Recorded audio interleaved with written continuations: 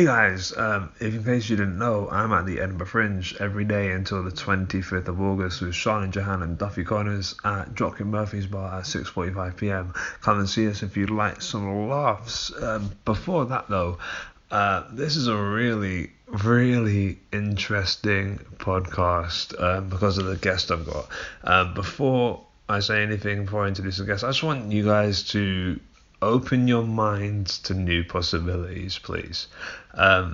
That's the only thing I'm really going to say about this podcast and what is actually discussed in it. Just please go in with an open mind and feel free to message me or whatever else afterwards, saying how you felt about what was said, because I think the more we discuss these kind of things, the better the world will be. So my guest today is comedian Billy Watson, and he's got a show at the Edinburgh Fringe Festival.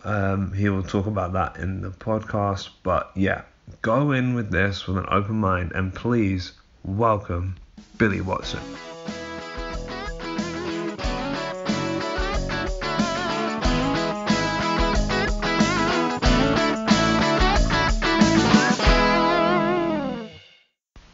How's it going, buddy? You alright? I'm doing very well, Nathan. Thanks for inviting me along. Oh, no worries, man. So, how long have you been doing comedy for? Well, I started doing comedy about roughly 1999, 2000. Nice. I was just doing the open mic circuit for a few years, but then I moved to Turkey in 2006. So that kind of put the brakes on that. Yeah. I used to come back every Edinburgh festival. Yeah. Sometimes to do my own show, and sometimes just to do open spots. Yeah. And then I go back to Turkey for 11 months and do nothing. Okay. But I moved back from Turkey permanently in November. Oh, nice. So I've been doing spots here and there, and then I applied to do the festival in PBH, who accepted me. Sweet, that's good. So, what was it like living in Turkey for so long? Well, basically, Turkey was a massive adventure. I went there because my wife at the time, she had some health issues. And we'd actually split up a little bit, and I needed a break because of lots of things had happened. But I decided, for the sake of my son, who was like 1.5, 2 years old, to go to Turkey and try again with my wife and her culture. So it wasn't a big desire of mine to go there. I just went there to try and give my son, make sure he had a father growing up. Yeah. So yeah, my wife had health issues, and that basically coloured a lot of what went on there. Because at one point she basically broke her back and busted her leg. Jesus, I'm sorry. That's alright.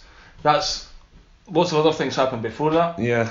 So then after she learned to walk again and stuff like that, basically we divorced. Yeah. And I stayed in Turkey for another 8 years or something, just again to be close to my son. Yeah.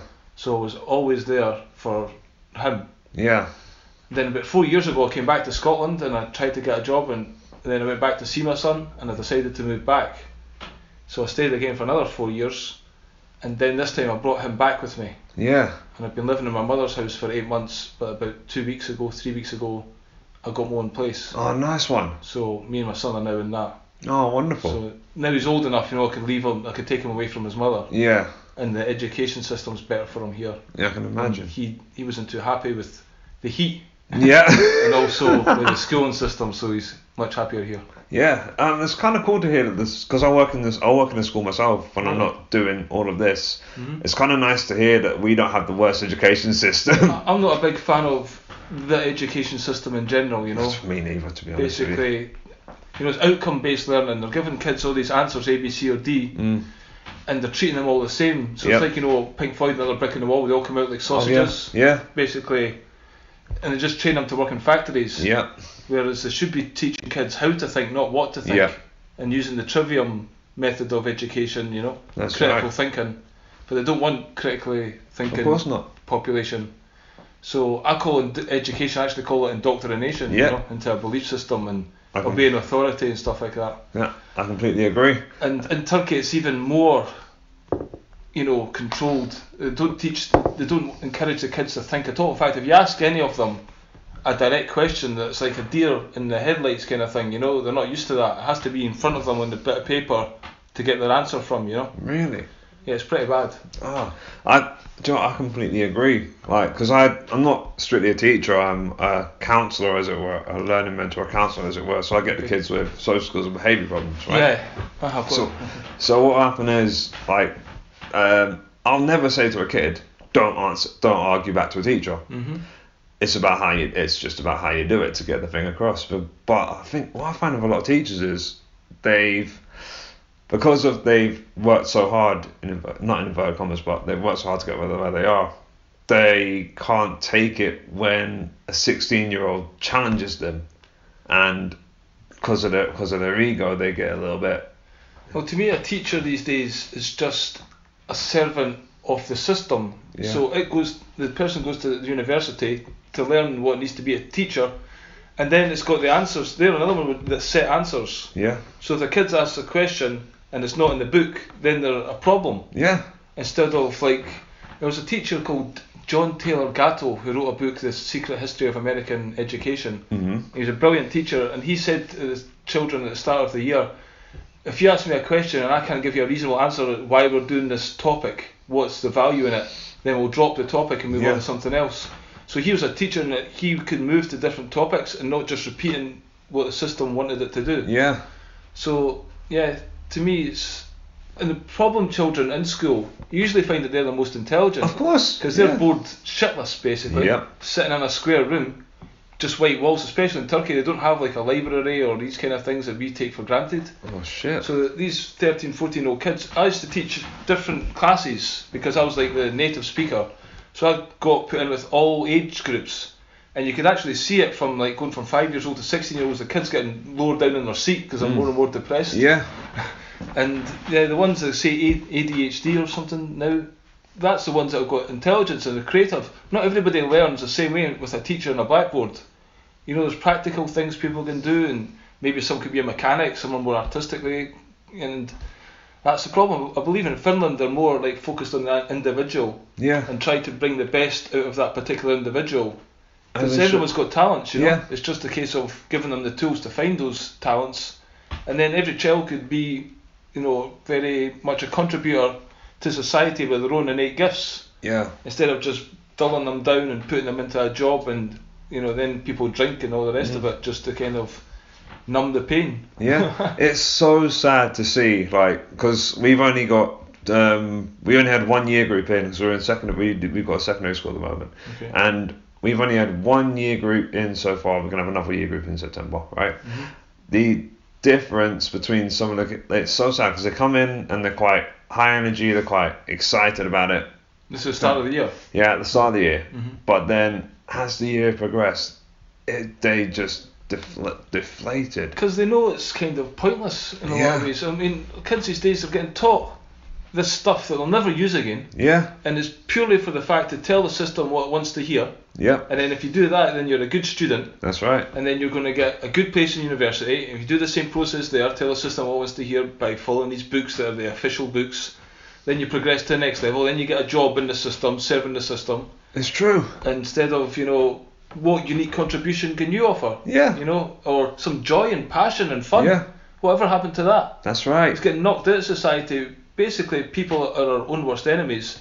Lots of people point fingers at governments and things, but we're the ones that send our kids to these schools. And we're the ones who are like, okay, we're the ones that are electing these people into power. Well, that's the thing. I don't vote. I don't believe in that bullshit. As soon as you vote for somebody, you're saying put them into power. You're giving away your own power. That's true. And the reason the government exists, in my opinion, is because people can't self-govern. So we're like animals in the farm, you know, and basically we need to be managed. And it is literally animal farm. Basically, we are literally living in an animal farm right now. Mm-hmm. And the thing that's kind of saddens me the most is people accept it. They don't question it. They don't want to better themselves. They've got their job. They go to the football. They drink their beer. The kids go to school, and I'm alright, kind of thing. Yeah. Instead of, you know, I don't know, striving for better things and not just following the herd. That's it. I've never been able to do very well. No, it's not. Me neither, to be honest. Like, I don't like the whole being in a hamster wheel kind of thing. Yeah, the rat race. Yeah. I've got a poem that starts like that. Nice. Basically, I couldn't face the rat race. The real world was not for me. Getting a job was not an option, especially with my CV. Yeah, it's just I'm alluding to that fact that this getting up 9 to 5. I mean, I'm doing that just now. I'm working in a food factory. Yeah. And oh God, I just feel my soul slowly dying every day, you know. And I just want to do something creative and something that it doesn't have to be a job I absolutely love, but if it's using skills and talents that you're interested in, gives you some joy and some kind of satisfaction. Yeah. Then you'll feel better. That's right. You know. Like we weren't built to work. We weren't built for like getting up at these early mornings and then working working every hour. Got sense. No, it's not, and that's why, you know, people are depressed and unhappy, and you know, there's big problems, and so much alcohol is getting drunk, and that's a big issue in society that nobody seems to talk about. You know. No, of course not. It's a very hush hush kind of. It's a very hush hush thing, isn't it? Well, it's just that's the culture. We drink, but we don't smoke dope, or you know, again, it's controlled. The government is quite happy for people to drink because it makes you stupid, really, and you do stupid things, and they profit from that. And okay, but if people start smoking and thinking and talking, then that they might, you know, start to question. So even though that's a plan, you know. That's us accepting the authorities. If you look at the word authority, it's got author in it, because they just write up the rules and we all blindly follow along without questioning them. True. And we don't talk to each other about these things. That's the thing I find frustrating as well. I get called a conspiracy theorist or whatever this thing when you try to talk about facts about things that you've researched, but it's not what the public is told is the truth. And as soon as you question that, you're like the black sheep, the conspiracy theorist, the weirdo, and you get ostracised from your friends or your family and stuff like that for just wanting to discuss the powers that are in control of our life. You know? And the possibility that everything isn't as it seems. Yeah, and things could be different. Yeah. You know, but we need to have the will to change. And that's the biggest problem. You can vote whoever into power. People complain about Donald Trump, Boris Johnson, but until people look at themselves and change within and change their own life, that's the only way the world will change. That's right. So that's why I've kind of given up. I used to do comedy. I used to try and, I started doing comedy because I like Bill Hicks. Yeah. So then I was reading all these so-called conspiracy theory stuff, and I just wanted to, it was very hard to talk about that in a comedy situation, especially I was doing it during 9/11 time, talking about those kind of things. Good stuff, good. And I did do reasonably alright sometimes, but I was really just realised that I was just wasting air. Because although they might listen and get a laugh, nobody's actually going to change. But that doesn't mean you're wasting air, though. That just means it's not the right type of. That's not the right type of audience. Possibly. I did do some gigs that were set up specifically to talk about the war or whatever issues. Yeah. And they did get accepted better at those ones, yeah. Like those, there are so many things that like we're just not seeing, at the moment. Again, it's all the information these days is on the internet. Yeah. If you have the will to research, you can find stuff. That's right. But you need to, the thing is, I had a lot of time on my hands. I used to work in a chemical factory. Yeah. So this is when the internet first started. So I was doing night shifts and there wasn't much going on. So I spent a lot of time. This is when I started getting into these things.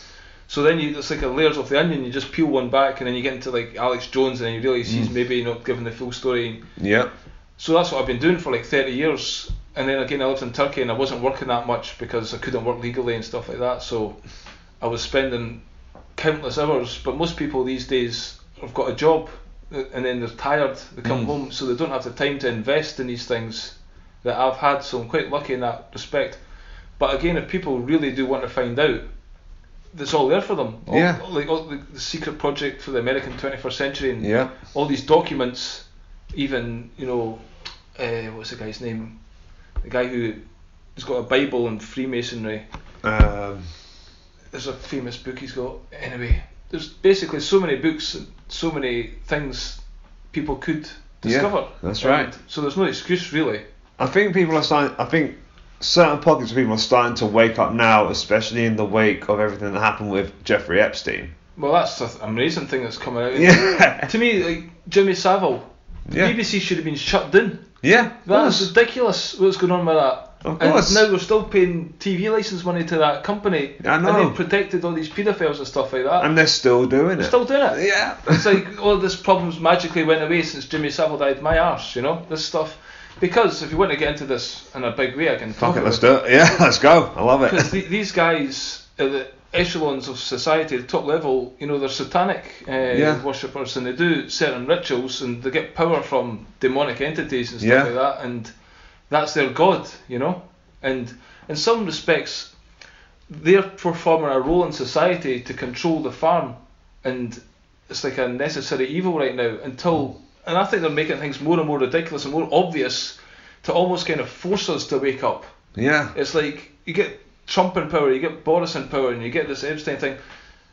How much ridiculous fucking shit needs to come out before we make a stand and at least start saying, hold on a minute, what's going on here? Do you think some of these people are now starting to, even though they're entrenched within that society, do you think they're doing this they're controlling this stupid shit and making it so because they sort of feel they regret doing it, so they're trying to make it so that we actually do stand up and fight against what's eventually going to come? Well, I think on one level, first of all, they tell us what they're doing. Yeah. But they do it in a coded way, like through movies or stuff like that, and they give us the truth. But then that's them free of their karma. Yeah. Because they believe in like universal law, so if they do it all secretly, it can come back to them. But if they tell us the truth, but they do it in code, they don't tell us how to decipher that code. Yeah. So they are literally, if you know all the stuff that kind of I've read and stuff, and then when you watch a movie, you can see it through different eyes. There's a surface level, but there's also the subliminal level and stuff. So they are given full disclosure. Yeah. We're not wise enough to see it. It's a bit like the Lego movie. It's a bit like the Lego movie, isn't it? I've not seen that myself. Have you not? So it's basically the Lego universe has been controlled by overlords, but there's obviously everyone's forced to be happy and smiling until one little rebel finds a loophole and actually goes to try and save the universe. Okay, I'll have to watch that. Yeah, it's again because they're telling us in the movies. They actually like the Matrix and stuff like that. Neo becoming the one. It's just the way people have to wake up, and I think it's maybe part of a bigger universal plan that this stuff is leaking out, and humanity could be awakening. Yeah. And this is just like we're in the middle of that process, but maybe we have a choice. Maybe there's a fork in the road. Yeah. And it's getting closer and closer, and we just keep on ignoring it. Yeah. So maybe we're going to go down this avenue of like AI and like the microchip of the kids. Oh Jesus, no! Well, the kids these days are getting brought up with all this technology, and they think it's normal, and they can't have a conversation. They're on their phones all the time, and then the next thing they'll be wearing watches, and then they'll get like special tattoos that you can actually. People are doing this. Yeah. And then the next thing will be the microchip, because that's what the dogs and the pets have got. Of course, yeah. And that's just a way to introduce it, you know, into our consciousness, and then they'll think it's cool. My son's already said there was, I think Elon Musk last week came out with the thing that people will be getting a microchip, and my son sends me a message, I'm 100% getting this. And I think he's just doing it to annoy me. He's like, against the father, because he knows it'll piss me off. But at the same time, the kids will think it's cool. Yeah. Because they're not bothered. The older generation, we've seen the difference between before. How old are you, by the way? I'm 28. Right, you're still probably. You probably just came in when the mobile phones just came out. They just come out, but we were. I have these sort of conversations with my mum. Right. I say we were the testing era. We were the testing generation, because we were the first ones where they tested out the camera phones and stuff. Right. And because we bought into it. Yeah. That's when they thought, okay, we've got them now. Yeah, well, they're very clever on how they do it. Basically, they make us pay for it, and they do it just a little bit at a time. Yeah. So you get a phone, and then it's got text messages, so the parents will give their kid the phone, so that when they're out playing, they can get in contact with them and know they're safe. Yeah. So that seemed like a good idea. But then as the phones progress, and you get all these apps on it and the videos, like the stuff my son has watched on YouTube, I have no idea what he's watching, but I know 90% of it I wouldn't be happy with it, especially at his younger age. And this really does affect children's development. Of course it does. In a massive way. So we've lost that control over our children's lives by buying this technology. I've never bought my son any technology. It's always been my mother or his mother, because everyone else has got it. Yeah. I would have rather picked up an instrument or read books or something like that, or went out to play. Yeah. You know? You didn't see any kids on the streets these days having a childhood. You don't, no. And, that's very sad. At the same time, if they could use the phones for researching and positive things like you could do all the guitar lessons you want in there, or but they don't use it for that. They use it for the worst elements because they're like alluring, That's it. Like Fortnite or whatever else they're playing now. Oh, I don't know what they're playing. My son showed me a computer game once, and I was unbelievably shocked. Really? Just that it was pure violence. It was like horrific mutilations going on. Yeah. It was like, my God. And that, like, we didn't have. Well, we sort of did have that at my age, but not to the extent where it's this accessible. Yeah, well, that's what I mean. They're doing stepping stones, so they make it a little bit bloody. And then the graphics get better next, and it's a little bit more gore, and then they just get used to it. Yeah. So then they accept violence in society because they're used to it, It's like we accept war because we've seen war movies, and we accept soldiers, they're heroes, man. Yeah, that's it. That's the exact word. I mean, basically, I've got family members who were in the army, and then they say, oh, they went there, and these guys are heroes for doing that. And that's accepted, I was like, but actually, no, I don't go with that at all. Of course not. They're not heroes. Hired killers, as Paul said. That's it. Well, he was one of the many comedians who used his power for truth. Yeah. Well, basically, there's lots of stuff I would like to talk about on stage and stuff. Right now, I'm trying to actually do it more conversational storytelling and maybe get a platform to be able to talk about that. Yeah. Once you've kind of established yourself, because it's very hard coming out at the start. There's a guy who does like pretend news. That's what's his name? Jonathan Pye. Aye. So I don't agree with necessarily his politics and stuff, but he's quite good at coming out with that. Yeah. Getting straight to the meat of the matter, or at least giving his political viewpoint. Yeah. And I respect that. What I like about him is that he, even though he's left wing in inverted commas, he will criticise both sides. Well, to me, it's like left wing, right wing, one bird. Yeah, that's it. There's an image that was circulating a few years ago of cows going into two separate doors, and one was left wing, one was right wing. And at the end of the day, they were still going into a meat factory. Well, exactly. It's called the Hegelian dialectic. Yeah. You give the illusion of choice. Because if you lived in a one-party state, people would say, hold on a minute, we want some choice. This isn't democracy. No. Democracy. Yeah. But basically... the end is silent, yeah? Yeah. And to do that with lots of things, like history, to me, is his story. Yeah. Who's to say all this stuff happened? It's just written down and we take it as accepted fact. That's it. And like I said before, authorities, author, and someone's written it. Well, again, I thought you said summons there. When you get a summons from the court, it's like summoning demons, Yeah. And that's where they all wear black. See, what's actually going on? We, through our birth certificate, we then become a citizen of the state. Yeah. And then when you answer to the birth certificate, you're essentially a dead piece of paper, because you're saying you're that legal entity, you're straw man. And because the government owns that, then they can do anything they want to you. You have to act under their rules and regulations. So we have to... It's called the SESQV Trust from 1666. We're essentially lost at sea. And the Vatican have claimed ownership of everything lost at sea after 7 years. So if you don't claim to be alive and get a live birth certificate kind of card, then the government owns you. And that's why they can tax you and do all this stuff. So we're totally... unaware of the simple things. You get your child registered. Yeah. And even the word regis means to give ownership to the king. Yeah. So, yeah, it's all there again. It's all there in black and white. And when they give you a summons, we in all this paperwork, we take it as face value. Yeah. But if we actually broke down each word and even the grammar and the sentence structure, we could break it down and see the truth within that document. But we don't understand it. So we just play along with it. And they all wear black. The reason the judges wear black is because they're honouring the dead. Because we're in your courtroom and you're saying you're that legal name. You're dead. You're a piece of paper. You're not a live human being.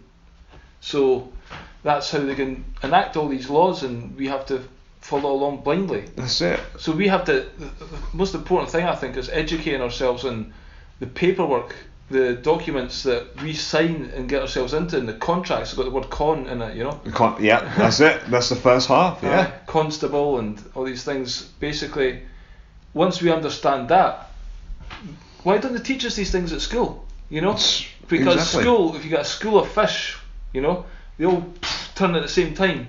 And they follow the same. That's basically what the school is. It turns everybody into the same entity, so it's easier to control. Yeah. If you have fish going all over the place, then it's harder to catch them all. Yeah. But if they're all together thinking the same way, then you just do one thing and you've got them all. So, and again, we probably diverted into the original question. I fucking love that, because it's so few people are willing to have this there's so few people are willing to have this discussion.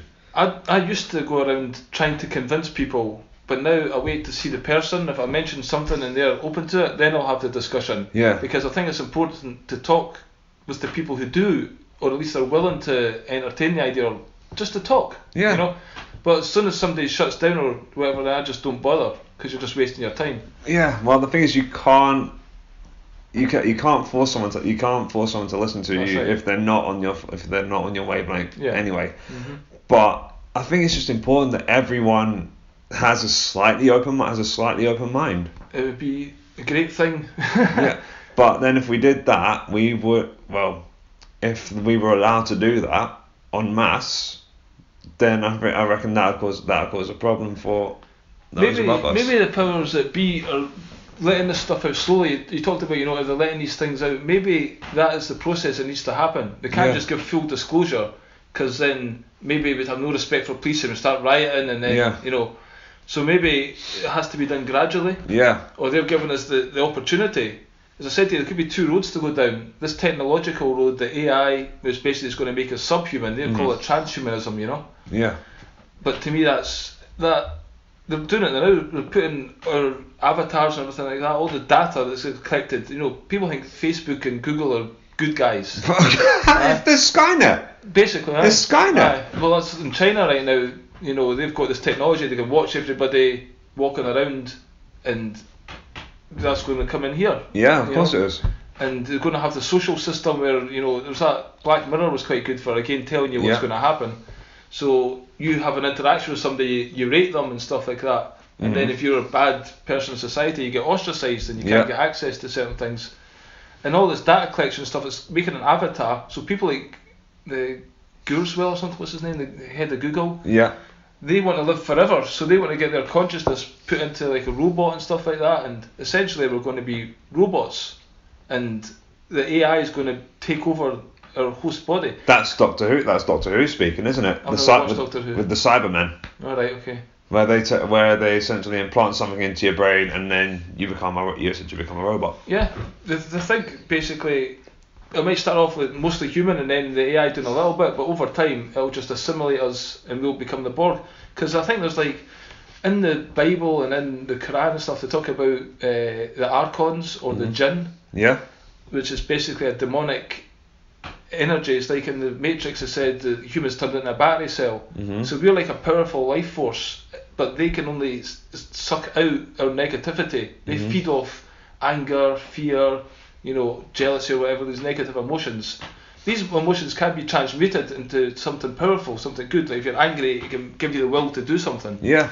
But if you're going around being angry all the time and vibrating at that, these entities feed off that. Yeah. That's why the news and everything is so negative, to keep us basically in that mindset and to keep us locked down. Of course. It's like we're a balloon that's full of air and we're held down at the bottom of the ocean by the food that we eat, by the health, the pharmaceutical drugs, by the media, the schooling system, and if you take all that away, we would rise up to the top, Of course. But that whole society's pushing us right down there.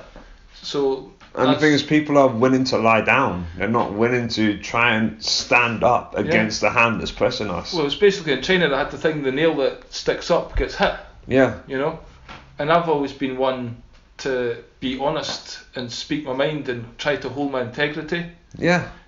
And whatever the consequences of that, then so be it. I've not had any really bad ones yet. No, that's good. That's good. I just think that's all you've got in this life, is to be true to yourself. Yeah. Even though there is other forces out there trying to manipulate you. I think in some ways, you see, we're all getting watched on a massive level. Yeah. Through Facebook and even more so. But there's files on us all, and I think they'll respect people who try to educate themselves, and because the Freemasons and stuff, although they get a lot of blame for stuff, they actually are quite advanced in their knowledge, and they train people up to understand this stuff. So if you're outside of that, you don't get access to the same stuff that they get to. But if they see you standing up for yourself and trying to, I think they respect it and leave you alone to a certain degree. Yeah. But the rest of the people who don't, well, they get what they deserve. Yeah, that's right. Because they're like the useless eaters, they're called, you know. And basically we are. Yeah, that's right. Well, you're not right. Well, you're fucking right, to be honest. Like, we see, well, a lot of us see what we've got, and they can't see anything else outside of their own, well, maybe not even their own area, but like the planet as it is. Like, they can't see another way they can't see how they're going to make a difference. But the issue is, that thought process is a bit like a disease, because once one person thinks, oh, I can't make a difference, who am I? Another person will think that, then another 10 people are going to think that, then another 100 people are going to think that, and then before you know it, everyone feels that same way. Everyone feels powerless. You're right. That's 100% what we're brought up to think. Yeah. They want us to think that I can't make a difference. Who am I? I'm just little Joe in the street or whatever. And that's the conditioning. That's why we get sent to school at a young age as possible, to get us into that, you know, authority figure, the teacher. And you ask them for permission to go to the toilet. Yeah. And, you know, it immediately puts you in that mindset. You do need your parents to kind of guide you, but you can have dictatorial parents, or you can have parents that try to push you out of the, like there's a bird, I can't remember exactly which one, that kicks its young out of the nest. Yeah. Otherwise it won't have the strength to fly when it's bigger, because its wings will not be strong enough. I think that's a blue macaw. Was it? Yeah, I believe. But I'm just going on a film that I saw a few years ago. I think it's a more common bird. I can't remember the name, but that's what we should be doing with our kids. Go and take a risk, go and learn something. But now we get fear. There's a fear, so we keep them safe and do everything for them. Yeah. Pick up their washing, and it's not teaching them to be an adult, you know. Like, I live at home at the moment because financial reasons for coming here, and I actually tell my mum off. Like, whenever she's done washing for me, I was like, why are you doing this for me? I can do it myself. It's perfectly fine. Yeah. Well, I lived there for 8 months with my mother. Yeah. And when I tried to cook my dinner and stuff, she would just jump in and interfere. Doesn't it? Yeah, I mean, I like it, don't get me wrong, because it's one less thing for me to do. Yeah. But if they do that constantly... Okay, I'm older now, it's not, but like, well, in Turkey, very much the mothers like to still be mothers, which is good, but you can be too, you know, kind. Yeah. Basically, and therefore the kid just thinks it just done things for them. happen, you know, by magic. Yeah. Like, and then if you tell them to do something, they're like, oh, for God's sake. Yeah. Well, that's what I find with some of the kids that I work with. They're not used to doing things for themselves or thinking for themselves. Yeah. Like, they'll ask me, well, how should I do this? I was like, figure it out yourself. or if they ask me how to spell a word, I was really like, right, the word's in the dictionary, find it. Yeah. Yeah. And when they have a meltdown, I'm just like, right, you still haven't found the word. I'm not going to tell you where it is. I'll find the page for you, but you've got to look for the word yourself. Yep. That's basically, they get taught not to think. That's it. And the school and system, the education system is literally designed to stop people thinking. And that somebody else has got the answer. Yeah. We have to look inward for our answers. We should even learn to meditate and stuff like that, and go within. Yeah. And learn to trust our intuition stuff more, you know, rather than just follow along what the society wants you to do, either get a job or go to university or whatever. Yeah. Maybe there's some calling somewhere that somebody's got to go to somewhere, and, you know, like, life should be magical. Yeah. And, you know, free, and people can go and see. I actually think this world is like, the physical plane is like a little bit like hell. Yeah, and that's we are actually in the world of matter, Mother Nature. Yeah. And it's like Lucifer fell out of heaven and took people, demons or whatever, followed her. And now we're here through our own choice. Now we have the choice. Do we want to kind of return to our true state, or do we want to just reincarnate in this samsara, the Buddhists call it, which is the world of matter? And in this world of matter, these people who control society through satanic rituals, they're in control of this realm. Yeah. So it's like a school that we choose to come in to learn, and we have to deal with the restrictions and the forces that are controlling it here. And then we've got a choice, well, do I like it here? Do I want to be here? And if not, then maybe when you die, if you've learned enough, maybe you can make a different choice not to get reincarnated here and to go and be in your true state. And if you don't understand that, you have to keep coming back until you evolve or learn the lessons that this place has to teach us. So it's a bit like, not exactly purgatory, but it is reincarnation until you reach your final form. Yeah, I can kind of see, I can sort of so see this that. Could be like a school. So even though we're bitching about all this stuff, maybe it is serving a purpose, and our souls choose. See, I don't think we're just born out of nothing. Of course not. I think we have a soul, and we choose our parents and whatever. We choose the circumstances to be born into. Maybe I've got previous karmic connection with them, or maybe those specific parents are there to teach a lesson. Even if it is like maybe they're creating paedophilia in you or whatever like that, it's some kind of balancing of karma or some kind of life lesson that your souls choose to take on. It's a very hard school, but then when you get to a certain age, you have to take responsibility for that and stop bitching about everyone else, and then find your true source as a creator. That's right. And create your own reality, and then that's you being a powerful creator being. Then maybe you don't need to get reincarnated here, maybe you'll go in a different realm and be a creator with more power there.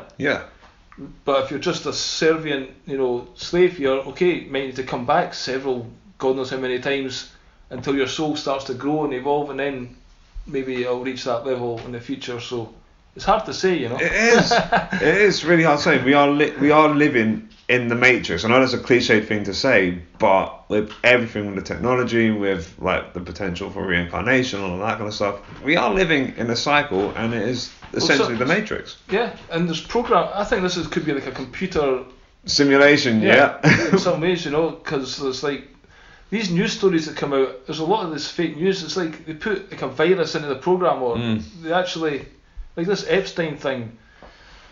Yeah, that's just another crazy shit. I mean, how he committed suicide, it's just totally non-believable, but people still believe it. And there was also a case a few weeks ago about a Disney kid actor who died and apparently had epilepsy, right? Okay. Turns out he was also somehow involved with the Clintons. All right. And also his manager had been accused of sexual assault. So the theory is he was about to come out and say something that he'd probably potentially been assaulted. Yeah. But they stopped it from happening. Yeah, well, there's another guy, Corey Feldman. Yeah, Corey Feldman, yeah. And again, these Macaulay Culkin. So they come out, but those guys are actually a product of it, and they could be doing it themselves. Yeah. But they pretending they were going to come out and do disclosure and stuff like that, but it never goes very far. Yeah. But certainly there's a thing called the Disney Club. Yeah. Where basically, all these kids like Britney Spears and stuff was in it, and that's why she shaved her head and stuff like that, because that's the programming breaking down. Yeah. There's something called MK Ultra. Yeah. They made that Stranger Things TV series that basically telling you. Yeah. And again, it goes over people's heads, but that's a real thing. Roseanne Barr, bringing that to comedy, Roseanne Barr used to talk about MK Ultra all the time. Yeah. But then she got silenced. Yep, they do.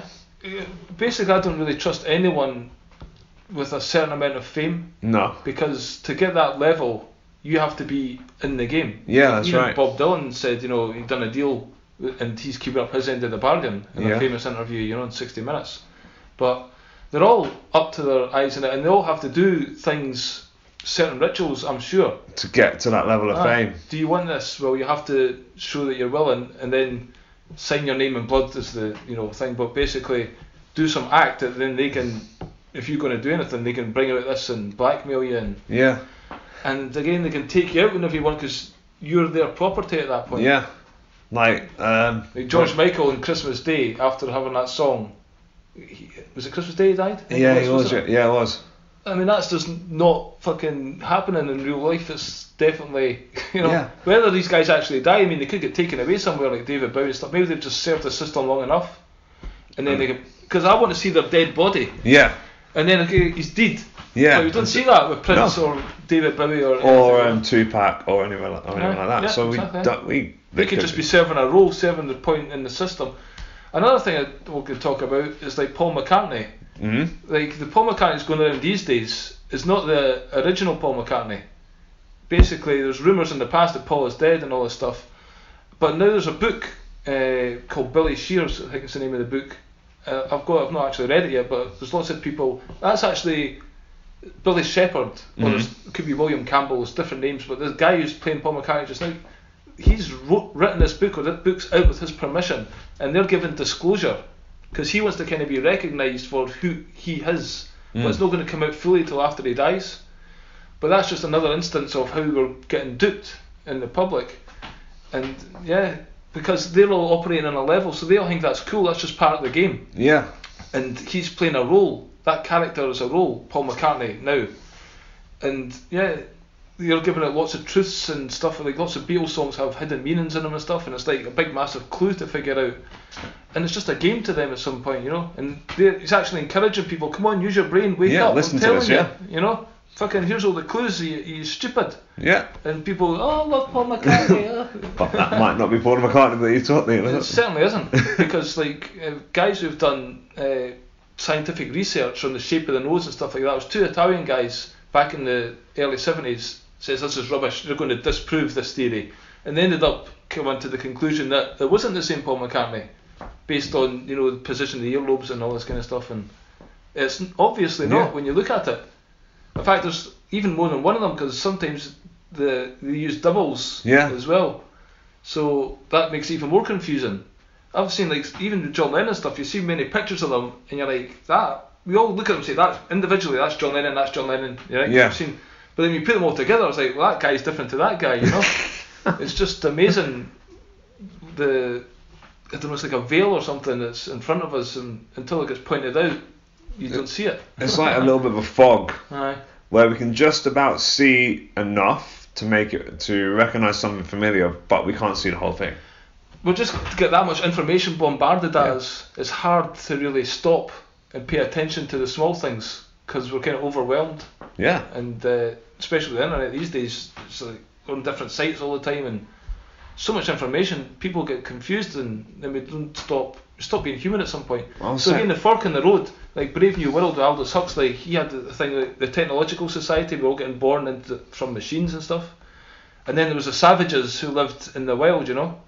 Maybe we should go back to nature. Yeah. And you know, we get healing even from walking on grass and bare feet. The grass has a certain chemical in it that goes into our feet and provides a kind of relaxing healing for us. And even being in the forest, you can tell when you're in nature, you feel more, you know, alive. Yeah, alive and natural.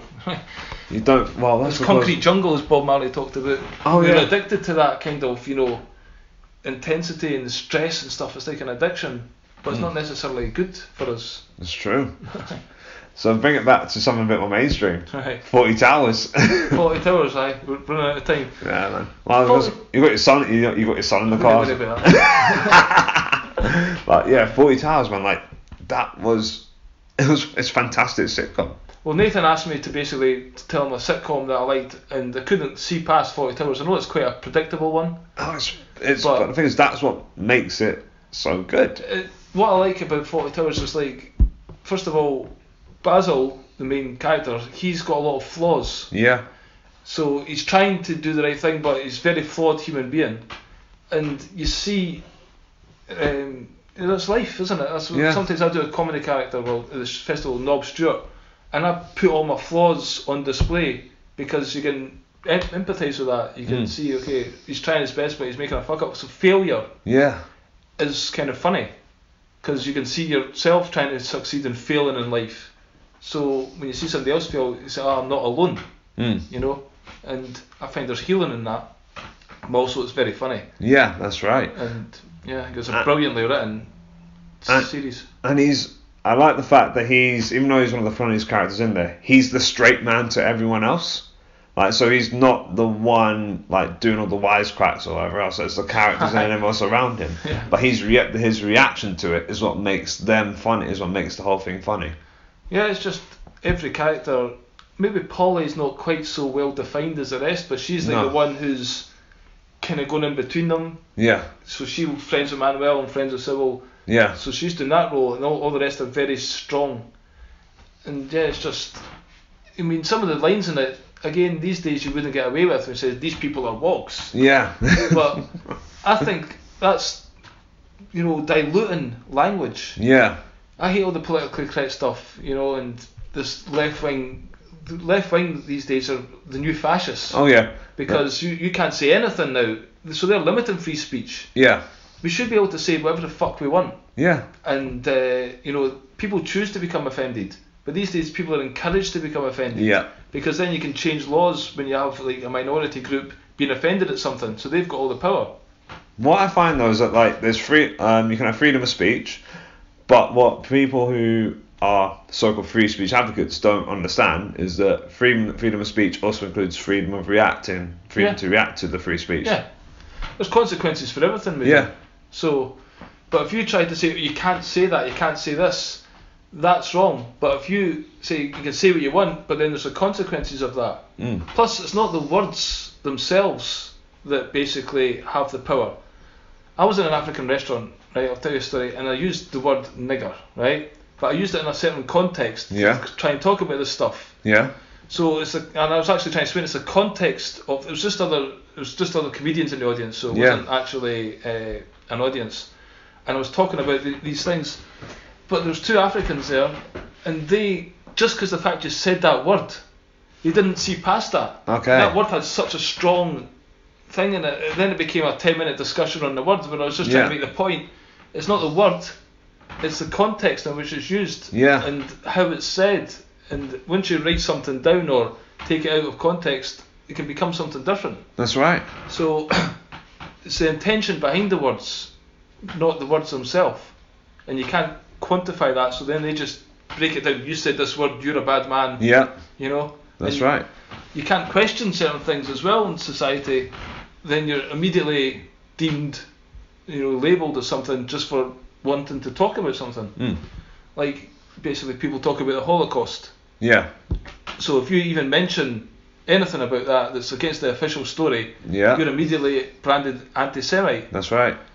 Rather than, okay, why do you think it's not the official story? Let's talk about it. Yeah. Let's get all the information on the table, the trivium, grammar, logic and rhetoric. First thing you do is you put all the facts on the table, then you look at that, but that takes time, That's right. People aren't willing to invest the time, so you said that, you're a bad guy, end of. And again, it makes people more easy to control. That's kind of because we're living in a fast food nation, isn't it? A fast what? A fast food nation. We want the information quick, easy and easily digestible. Yeah, sound bites is basically. In the past, politicians used to actually know politics very well. First of all, Polly's many ticks as bloodsuckers. Yeah. But politicians used to be quite, highly educated, but now you look at Trump and stuff, they're given a script. Yeah. They're just told to put sound bites out. You see, Obama was quite famous for not being able to talk off the cuff. He needed to have his teleprompter there, Yeah. And someone else is writing the speeches. That Boris Johnson, I never watched the news, right? I get stuff from the internet, but I don't watch the news because it makes me tense and I hate it.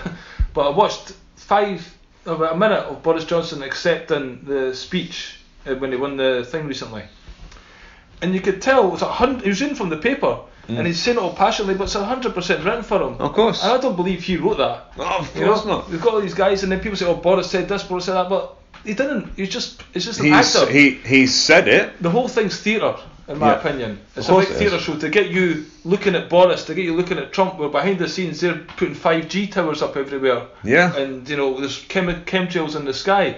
Don't look at that. Focus on Boris. Focus on these idiots. That's it. He's the party clown. These are the two party clowns. Yeah. What's the clowns? What's the clowns? What's the clowns? And and it's puppets. It's puppeteering. 25 years ago, I was talking to a family member about this, and he just couldn't handle the stuff I was saying. But now he's got to a point. He's like, if there's general election tomorrow, I don't know who I'd vote for, because I can't vote for Jeremy because blah blah blah, and I can't vote for Boris. I was like, well, do what I do then. Don't vote. Oh no, you've got to vote. You've got to vote. People died for that vote. Mate. I didn't vote in the last election either. To me, vote is like a vote. Electricity, election. Yeah. It's all to do with energy. You're giving your power away, and then you put in a hex in a box. A hex is, to do with witchcraft. Plus, it's in a box. When anything legally is on a piece of paper and it's inside a box, it's not actually on the paper. So when you sign a mortgage and it's in a box, that's lifted off the paper. It's just a big massive contract. All the contracts. Contract, yeah. So it's just a game. All elections are predetermined, and if there is by chance one vote they don't like, they control that side anyway. Maybe not to the same degree or whatever, but there's certainly. Have you ever watched Yes Prime Minister or Yes Minister? Yeah, I've got the box set. You see the guy controlling the Prime Minister. Yeah. And that's the politics. Was that other one, the quite recent one, The Thick of It or something? The Thick of It, yeah. So that's with what's his name? He wasn't Alistair Dart. Yeah. The guy who's pretending to be Alistair Campbell. Yeah. The Scottish guy. That's it. Can't remember the actor, but it's Peter Capaldi. That's it, Peter Capaldi. Aye. So again, they're telling us. It's just a big joke. It's just ridiculous. Theresa May, she's apparently in charge of Brexit. If you look at Theresa May, come on. Is she really the one that's going around talking to these world leaders and doing all this stuff? Not a hell's chance. It's just we need a figure to point at, to blame. Yeah. And then that was her, that just happened to be her. Theresa May's gone alright, so now Boris can point the finger at him. But they're interchangeable. It doesn't really matter. That's it. It's the whole corporations and the banking system and the money. Even money is false, It's like a piece of paper with no inherent value. It's a promissory note. Yeah. And we take it as real.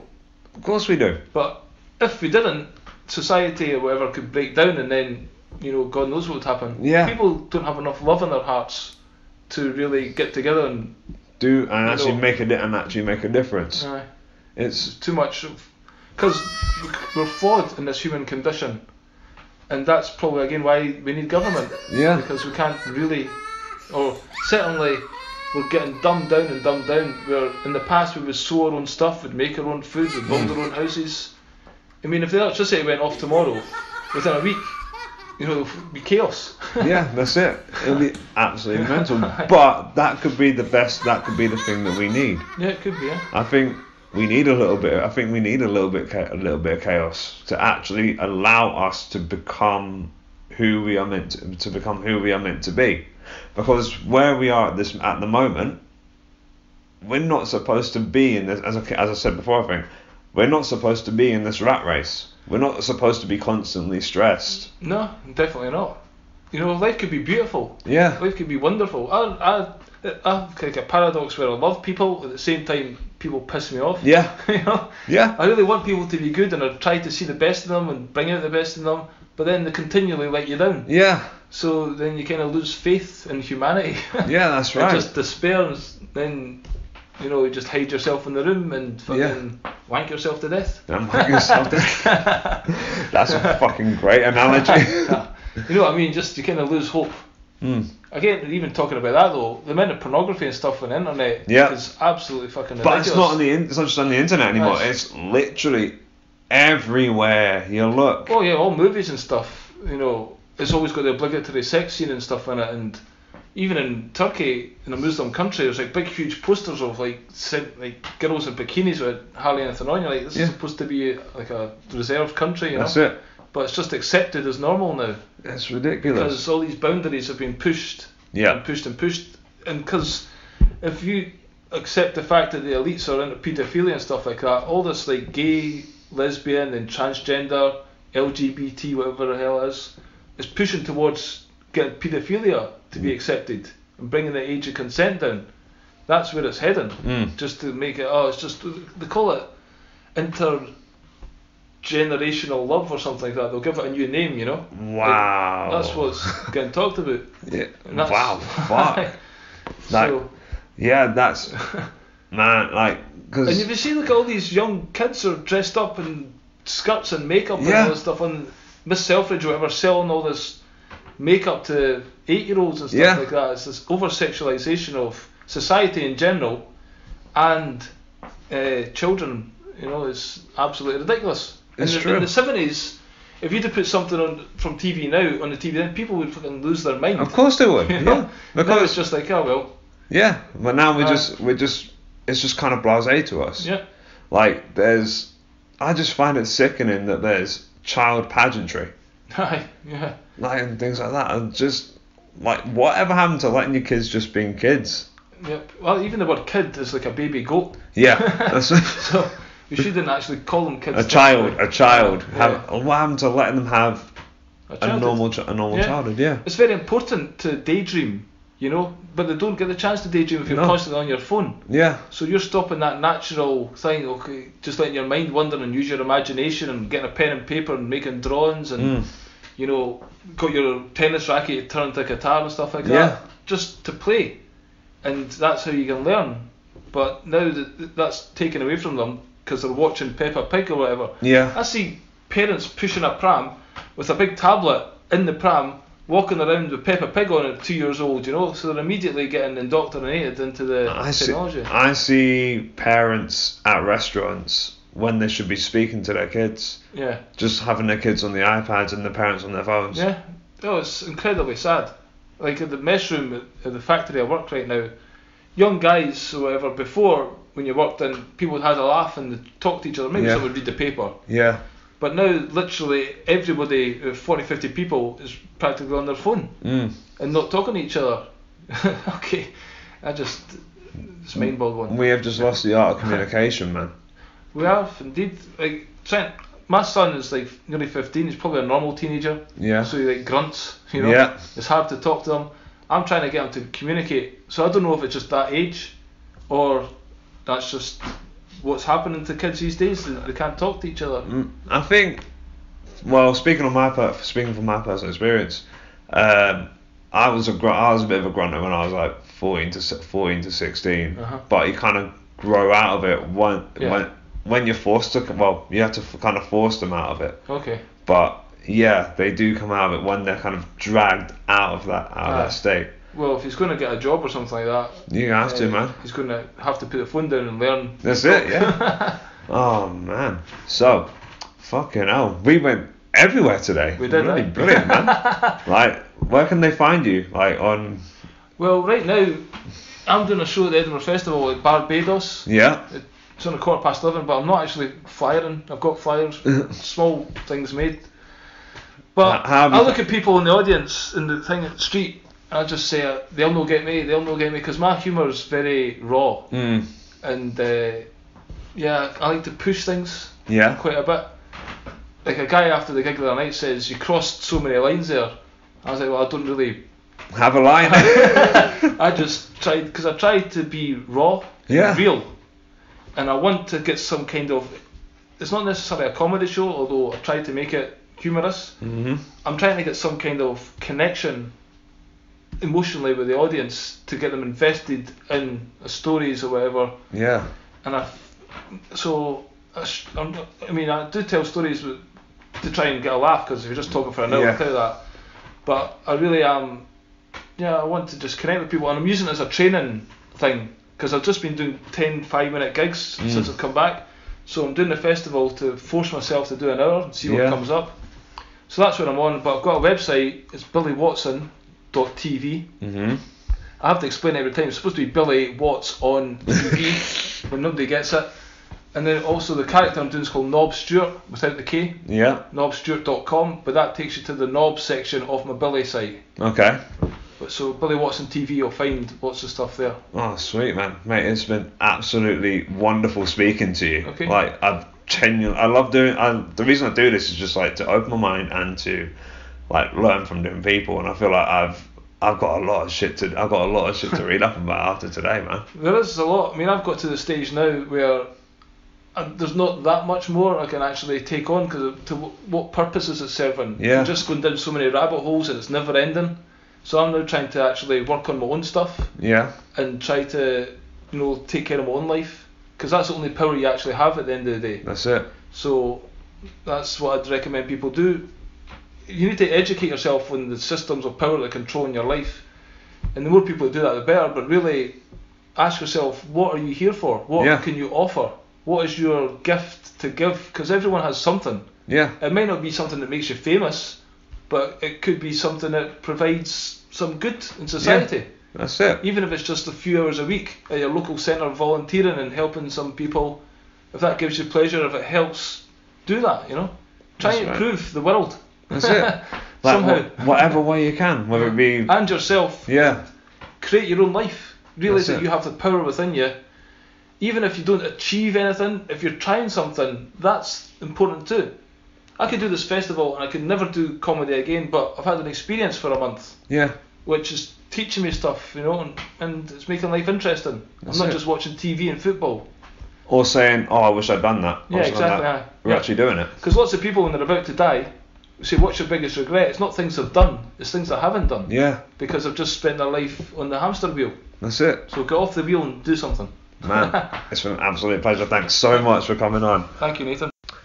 Thank you, Billy Watson, and as always, you can catch me on Twitter at your boy Gibbo, on Instagram at GibboGram1, and every day until the 25th of August at Dropkick Murphy's Bar with Charlotte Jahan and Duffy Connors at 6:45 as tick boxes. Alright guys, speak to you soon. Bye.